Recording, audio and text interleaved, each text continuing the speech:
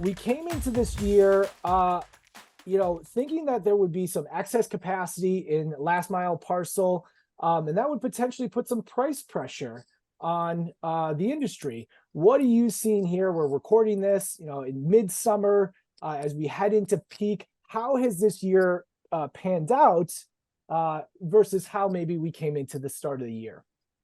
Sure. Yeah, coming into the start of the year, you're right. Everybody knew that volumes were going to be down a little bit, that there was going to be some capacity. What made this year different, though, was the potential for a UPS strike.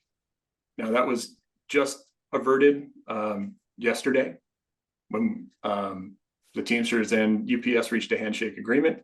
But that dynamic with UPS not quite, being normal, it led to some interesting pricing interactions overall. So what we saw was FedEx was being kind of aggressive right where we thought they'd be, but UPS was lagging back. So it's just, my anecdotal experience, but, we work with hundreds of shippers and we didn't see anybody go from FedEx to UPS. Anybody that switched carriers was going in the other direction. So that capacity still remains, but I think that expectation that we start to see some more aggressive rates, some lower overall net rates, higher discounts, those are going to start materializing here in the second half. Josh F., what's been your experience this year, maybe compared to what you thought heading into 2023? Yeah, so I think at high level we saw some volume changes that we didn't expect.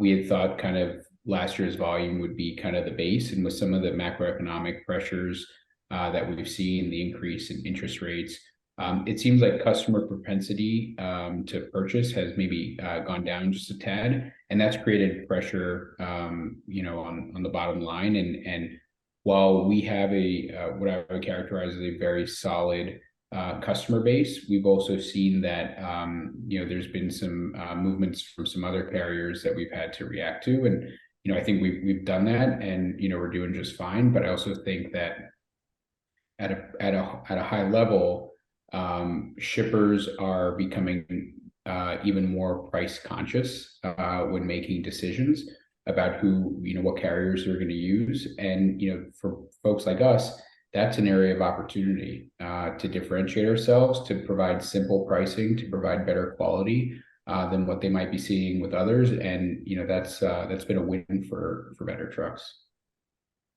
Yeah, Absolutely. from my angle, from my side, we were hoping to see as many shippers as possible trying out these newer services they weren't familiar with, as they were getting nervous about UPS, because what Josh said about performing well, being faster, being cheaper, or being easier to understand just from a pricing perspective, it's a great opportunity to win over new clients.